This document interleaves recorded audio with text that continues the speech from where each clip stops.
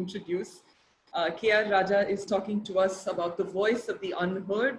His academic achievements are alone a mouthful in themselves. He has a background in law, social work, psychiatry, criminology, and police science. Following his education, he worked with multiple beneficiary communities, including people with HIV, the abandoned elderly, and victims of organ trafficking.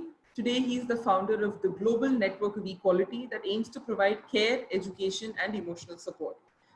The goal is to reduce the rate of intergenerational crimes by enabling and implementing rehabilitative restorative justice practices. He works with children of prisoners. GND also works to build prisons as rehabilitation centers and not centers of punishment. I will just take a minute to invite Raja sir to join us as a panelist.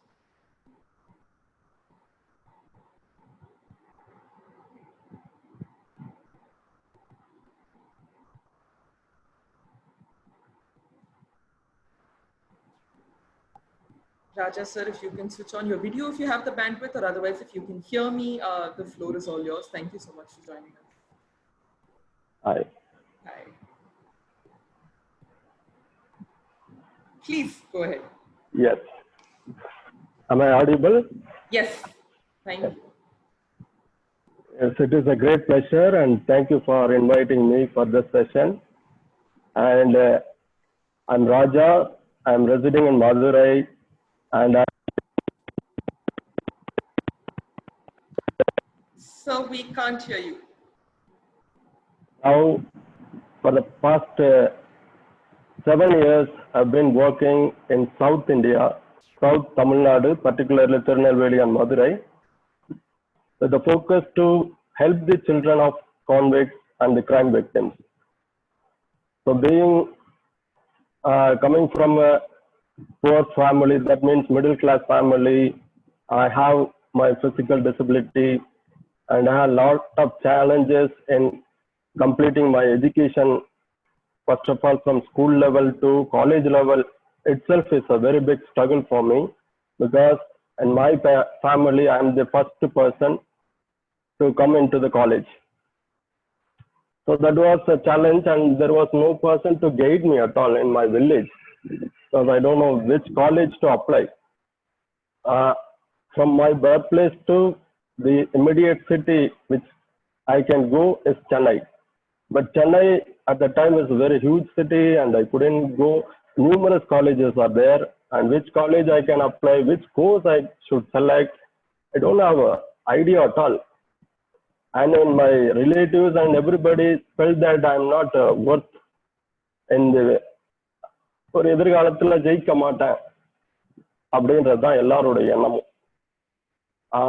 இதெல்லாம் இருந்தாலும் கூட எனக்குன்னு ஒரு திறமை இருக்கு, அதை நான் கண்டுபிடிக்கணும். அந்த ஒரு நோக்கத்துல நான் படிக்க ஆரம்பிச்சேன். எனக்கு இருந்த ஒரே ஒரு திறமைன்னு பார்த்தா அது படிப்பு மூலமா தான் என்னால் எக்ஸிபிட் பண்ண முடியும்ன்றத முழுசா நம்பினேன். அதனால நல்லா படித்தேன். படித்ததோட விளைவு எனக்கு கிடைச்ச ஆப்பர்ச்சுனிட்டி நிறைய பேருக்கு கிடைச்சிருக்குதா அப்படின்னு கேட்கும்போது கிடைக்கலன்றது தான் உண்மை.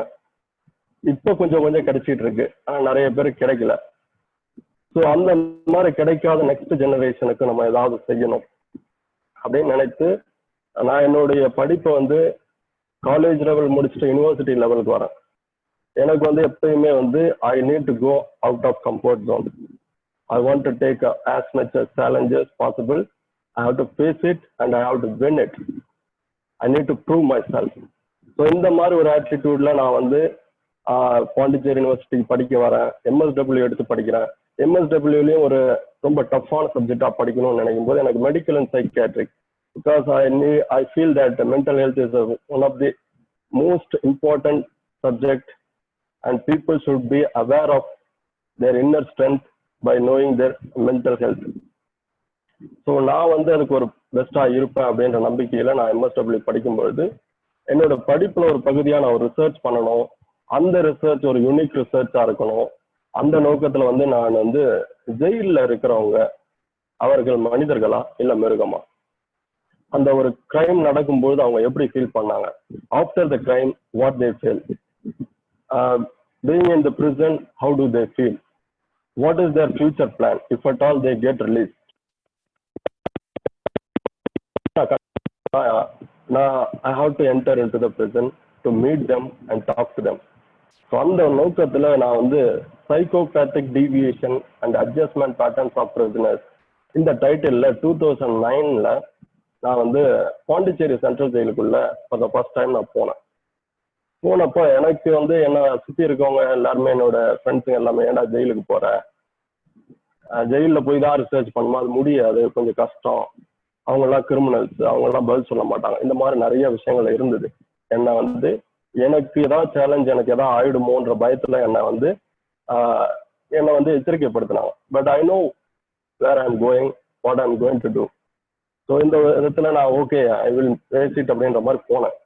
உள்ளே போனதில் நான் நிறைய சிறைவாசிகளை பார்த்து இன்டர்வியூ பண்ணி பேசும்பொழுது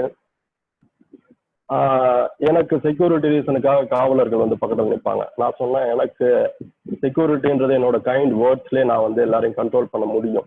even though they are very heinous crime commit பண்ணியிருந்தாலும் கூட அவங்கக்கிட்ட நான் எப்படி வந்து என்னை பாதுகாத்துக்கணும் எனக்கு தெரியும் அப்படின்றத சொல்லிட்டு எனக்கு வந்து I need a space to talk to them in a open manner. They have to tell everything the truth. So அதுக்கு வந்து எனக்கு அந்த ரேப்போ பில்டிங்லாம் நான் அந்த சைக்காலஜி, சைக்காட்ரிக், சோஷியல் ஒர்க் படித்ததால, கவுன்சிலிங்கில் ரொம்ப டீப்பாக இன்ட்ரெஸ்டோட படித்ததால ரேப்போ பில்டிங் வந்து எனக்கு கொஞ்சம் நல்லாவே வந்து இருந்தது. காரணம் என்னோட யூஜி வந்து philosophy.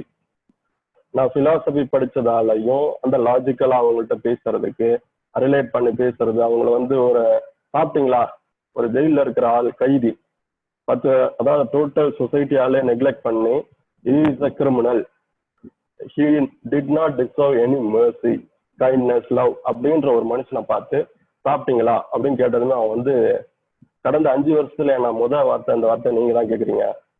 Of course their fellow inmates will ask that question, but outside someone அப்படின்னும் போது நீங்க கேட்டீங்க அப்படின்றதால அவங்கள்ட்ட நான் வந்து ஒரு க்ளோஸா பேச ஆரம்பிச்சதன் நோக்கம் வந்து அவங்க மேல mercy அது இதெல்லாம் இல்லாம என்ன காரணம் கண்டுபிடிக்கணும். I'm not a police person, I'm not a judge, or I'm not a judicial, anyway, I'm not on that level, but I want to know the truth அப்படின்னு பேசும்போது நிறைய கதைகளை பேசணும். அதுல எனக்கு என்னன்னா, சிறையில் இருக்காங்க, குற்றம் செஞ்சுட்டாங்க, தண்டனை கொடுத்தாச்சு, உள்ள வந்துட்டாங்க, அவங்களுக்கு வந்து ஒரு உள்ள ஜெயிலா இருந்தாலும் அது ஒரு community, they have fellow inmates to talk and share. அவங்களுக்கு சாப்பாடு 3 வேளை இருக்கு, அவங்களுக்கு ஒரு பில்டிங் இருக்கு, even though it is a jail and quarantine facility எல்லா இதுவும் இருந்தாலும் கூட அவங்களுக்கு வந்து ஒரு ஃபெசிலிட்டி இருக்கு, ஹாஸ்பிட்டல் உள்ள இருக்கு, இவ்வளவுலாம் இருக்கு, அவங்க குழந்தைங்களுக்கு என்னாச்சு அப்படின்னு கேட்க ஆரம்பிச்சேன். இதுல நான் பார்த்த கேஸ்ல நிறைய வந்து ஒய்ஃப் மர்டர் கேஸ் பிரச்சனை நிறைய பேர் பார்த்தேன். அதாவது வந்து போதையில் இருந்தேன் சார், எனக்கு நான் ஜெயில எனக்கு சொன்ன பிறகுதான் சார் தெரியும். இன்னமும் எனக்கு அந்த இன்சிடென்ட் எப்படி நடந்ததுன்னு எனக்கு இன்னை வரைக்கும் எனக்கு நரேட் பண்ண தெரியாது, because I am not aware of it. அந்த லெவல்ல எல்லாம் வந்து பாண்டிச்சேரியில இருந்த ஜெயில நாங்க பார்த்ததுல அந்த மாதிரிலாம் இருந்தது. ஸோ என்னுடைய இந்த இன்டர்வியூல நான் இந்த wife murder case once interview பண்ணது எனக்கு ரொம்ப டிஸ்டர்ப் ஆனதால I was always focused on that particular kind of prisoners வந்து நிறைய எனக்கு அனுப்புங்க, நான் இன்டர்வியூ பண்ணணும், டிஃப்ரெண்ட் சினாரியோ என்னென்ன எதனால இந்த மாதிரி ஒய்ஃப் மர்டர், அதாவது வந்து லவ் பண்ணி கல்யாணம் பண்ண மனைவிய அதே லவ் அந்த ஹஸ்பண்ட் வந்து ஒரு 5 years முன்னாடி அப்பா அம்மாவோட எதிர்ப்பை மீறி கல்யாணம் பண்ண பொண்ணு, 2 பேரும் அந்த மாதிரி தான் எதிர்ப்பை மீறி கல்யாணம் பண்ணாங்க. ஒவ்வொரு பீரியட் 2 childrenக்கு பிறகு அவங்க வந்து இந்த மாதிரி மர்டர் நடக்குது. Is it about the sexual life or attraction, physical attraction அவங்க லவ் இருந்ததா, இல்ல உண்மையில வேற என்னதான் நடந்தது அப்படின்ற மாதிரிலாம் பார்க்கும்போது இதுக்கு வேரியஸ் ரீசன் இருக்கு. Alcoholism, unemployment, poverty, business loss, நிறைய ரீசன் சொல்லலாம். Sometime they suspect about the fidelity of the wife because it is due to possessiveness. என்னோட ஒய்ஃப் எனக்கு தான் அப்படின்னு ஒரு எண்ணத்துல இருக்கிறவங்களுக்கு தன்னோட மனைவி வந்து இன்னொருத்தவங்க பேசினாங்கன்னு யாராவது சொன்னா கூட போதும், உடனே அது வந்து அது ஒரு நோய் மாதிரி டெவலப் ஆயிட்டு அந்த சொல்லிட்டாங்க, என் மனைவி அடுத்தவங்கள்ட்ட பேசுறாங்க, அடுத்த ஆம்பளைகிட்ட பேசுறான்னு சொல்லிட்டாங்க, அது வந்து மேபி பொய்யா கூட இருக்கலாம், ஆனா இது அவர் அதை நம்ப ஆரம்பிச்சு அதனால ஏற்பட்ட விளைவுகள்னால இந்த மாதிரி ஒரு கிரைம் நடக்குது. ஒரு பெர்சன்டேஜ் ஆஃப் கிரைம் அந்த மாதிரி நடக்குது. ஸோ அந்த மாதிரி நடந்தப்போ அந்த குழந்தைங்கள் என்னாச்சு அப்படின்றதான் என்னோட கேள்வி. இந்த ஒரு நோக்கத்துல நான் 2010 யூனிவர்சிட்டி இருந்து வெளியில வந்த பிறகு I want to do something for this children அப்படின்னு சொல்லிட்டு நான் வந்து வீடுகளுக்கு விசிட் பண்ணேன். அந்த குழந்தைங்களோட வீட்டுக்கெல்லாம் போய் பார்த்தேன். It is very difficult to find out where they are living. At the time of occurrence of the crime, they were lived in one street, and after the crime and father arrest, mother buried, all this happened. The children used to go to the grandparents as a guardian. They are the guardian, so they should not. They will not stay in the same street where the crime occurred, because it is something like a trauma for the children. So the children வந்து ஒரு 2 தெரு தள்ளி இருப்பாங்க, இல்லைன்னா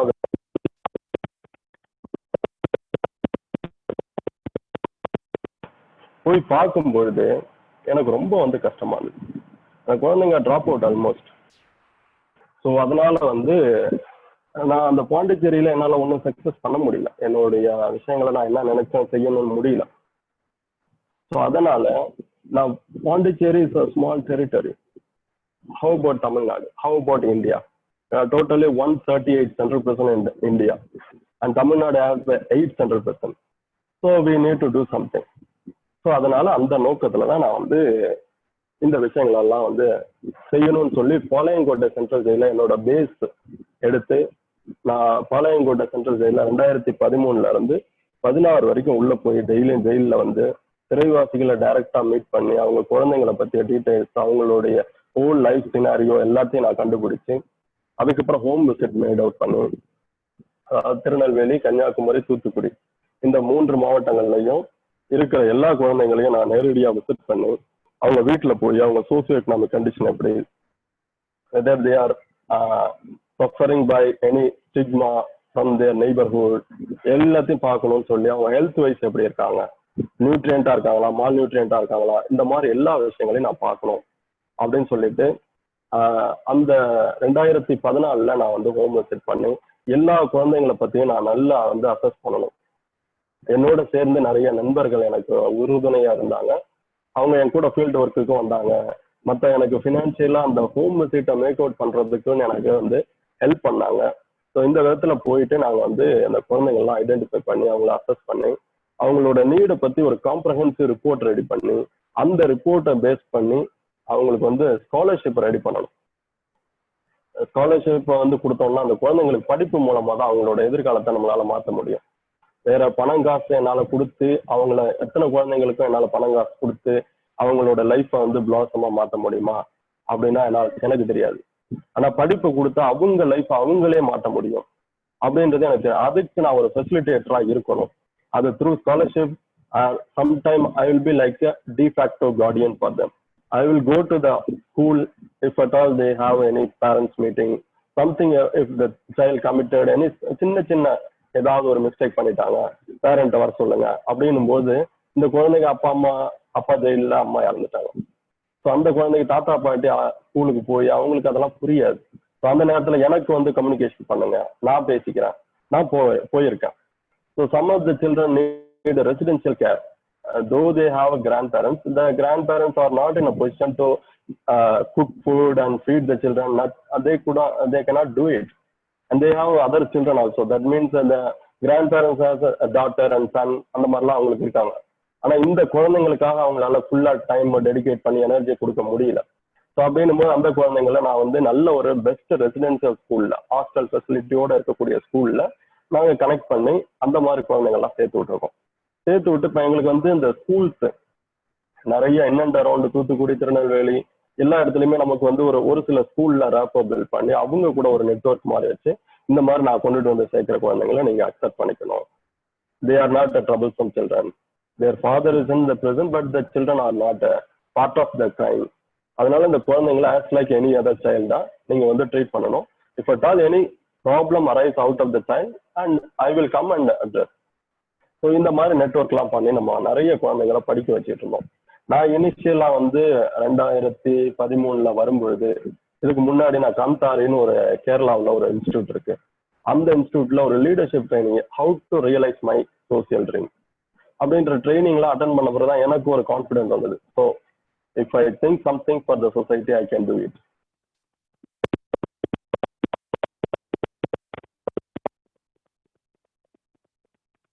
2012 வந்தப்போ நான் ஒரு home start பண்ணணும் for the children of convicts. அப்புறம் என்ன நினைச்சேன்னா, அந்த ஹோம் ஸ்டார்ட் பண்ணோம்னா it is tagged as children of prisoners home, prisoner சில்ட்ரனோட ஹோம் அப்படின்ற ஒரு டேக் வந்ததுன்னா அதுவே வந்து அவங்கள socially excluding them and stigmatizing them, all the things will happen. Why can't we put them in mainstream society?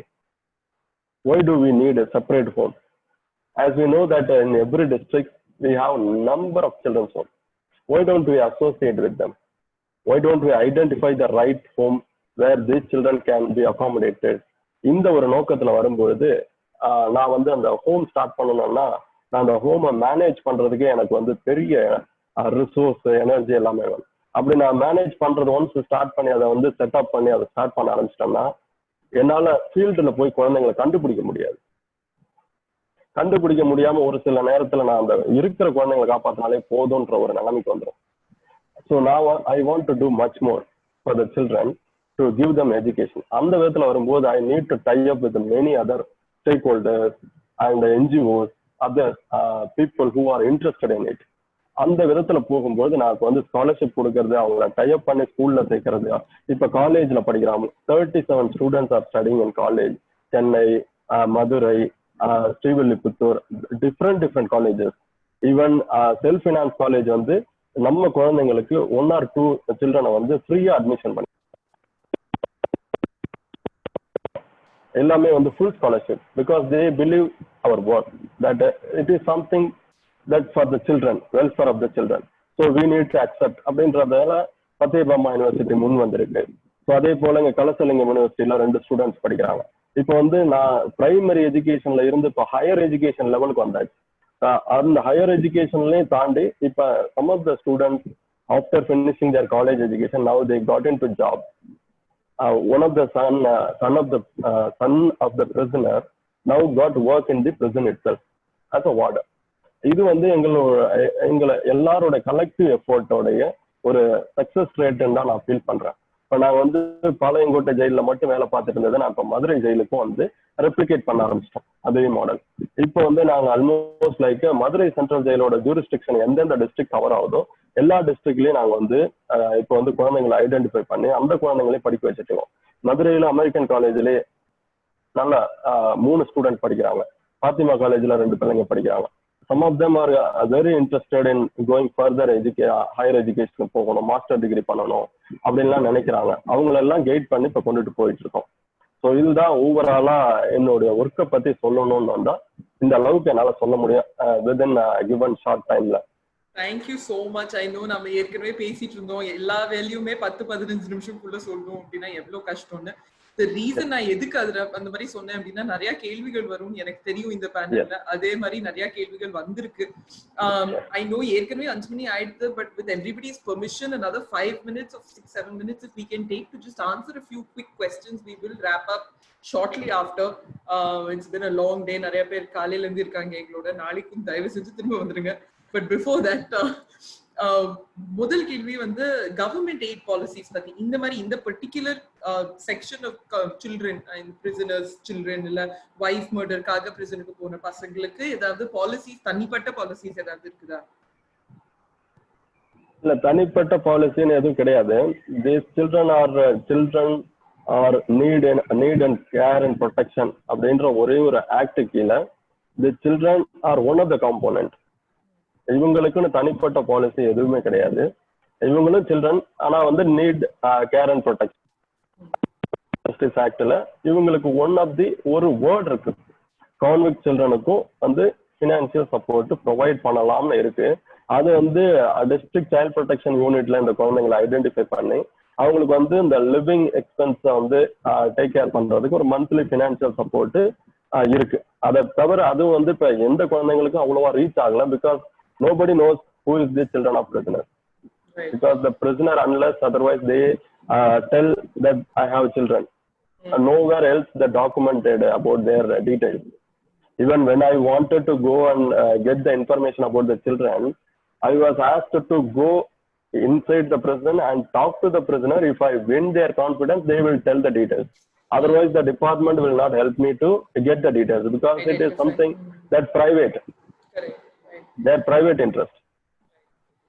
அடுத்தது வந்து 2 questions நான் கிளப் பண்ணி கேட்டுட்டேன். both of them are about acceptance and societal acceptance. ஒண்ணு வந்து நீங்க இந்த மாதிரி ஹோம் விசிட் போகும்போது இந்த பசங்களை தேடி போகும்போது அவங்க சுத்து வட்டாரத்துல இருந்தவங்க எப்படி பார்த்தாங்க, அக்செப்ட் பண்ணாங்களா? முதல் கேள்வி. ரெண்டாவது கேள்வி, நீங்க பசங்களை பத்தி நிறைய பேசியிருக்கீங்க. இந்த கான்விக்ட்ஸ் வந்து ரிலீஸ் ஆனதுக்கு அப்புறமா சொசைட்டி அக்செப்ட் பண்ற மாதிரி ஏதாவது செய்ய முடியுமா, செஞ்சுட்டு இருக்கீங்களா?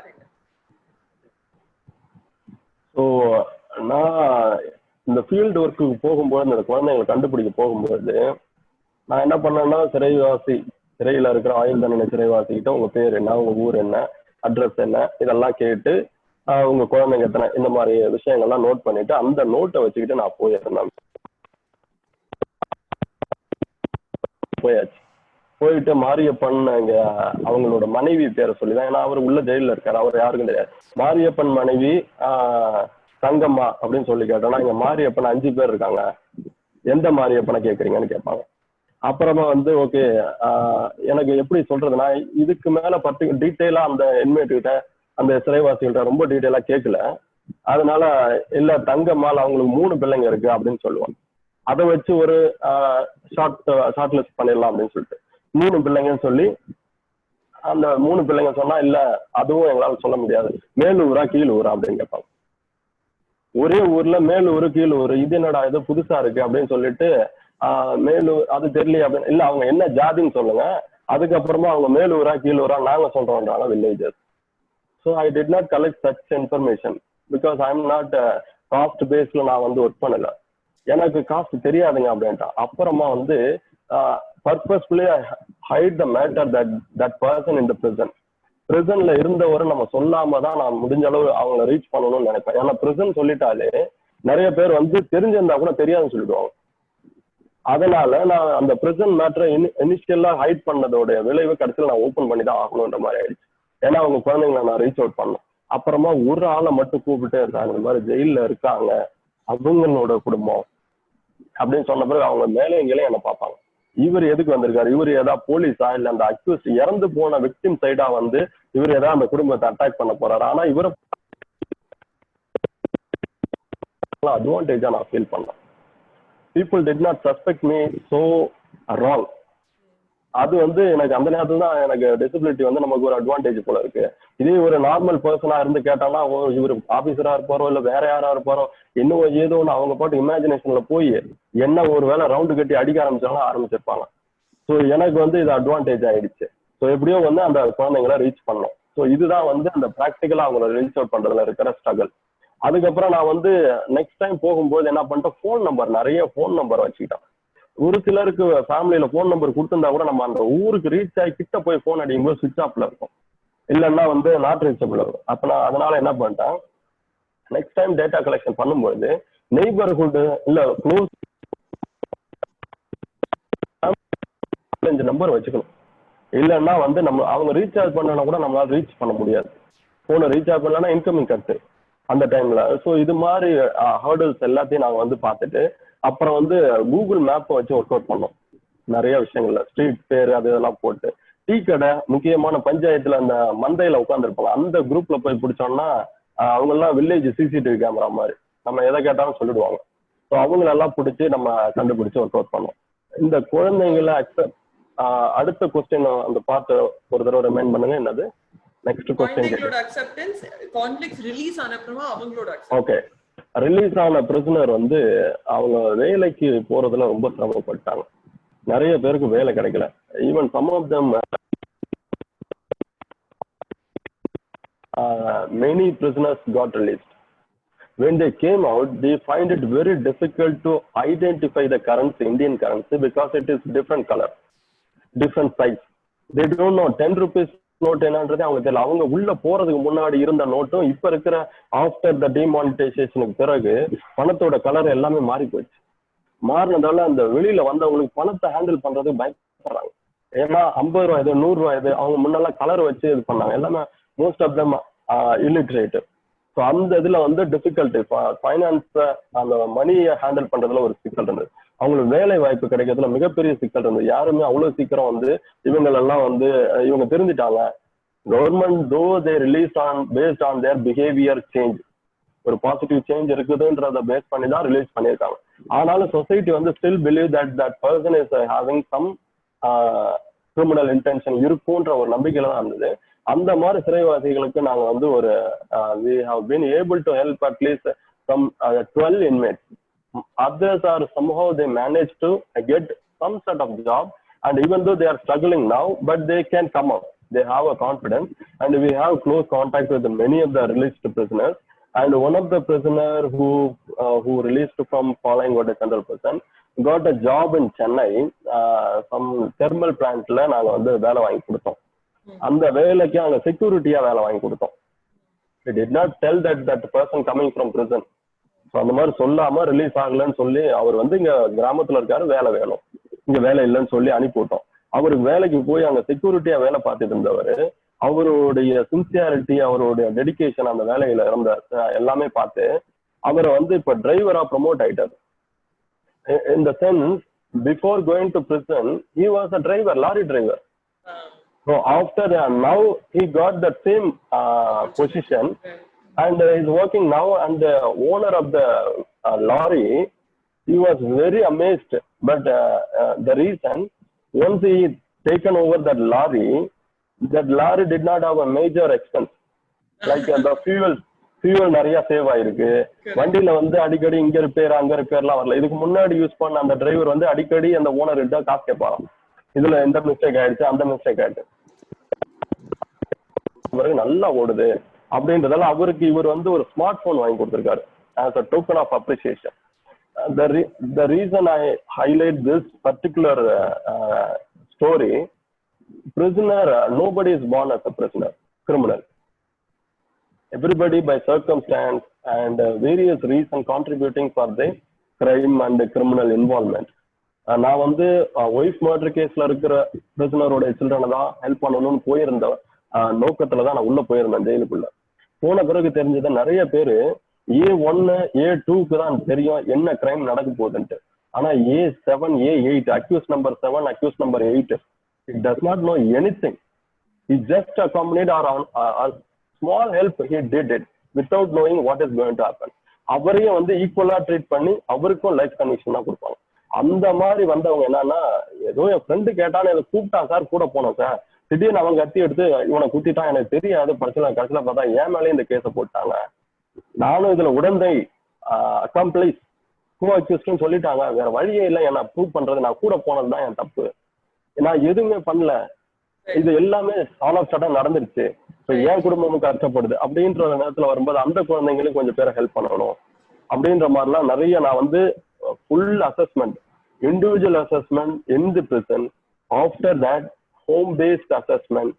நான் வந்து நல்லா ரிச்சா இருக்கிற குடும்பங்களுக்கு போய் இல்ல நாங்க ஹெல்ப் பண்ண வந்திருக்கோம் அப்படின்னு பண்ணனதே கிடையாது. when we really convinced or need அப்படின்னு தெரிஞ்ச குழந்தைங்களுக்கு மட்டும்தான் நாங்க சப்போர்ட் பண்ணியிருக்கோம். அந்த மாதிரி சப்போர்ட் பண்ணதுல இப்ப இந்த 10 டிஸ்ட்ரிக்ட்லயும் ஆல்மோஸ்ட் லைக் 550 சில்ட்ரனுக்கு மேல நாங்க இப்ப சப்போர்ட் பண்ணிட்டு இருக்கோம். Wonderful. Thank you so much, sir.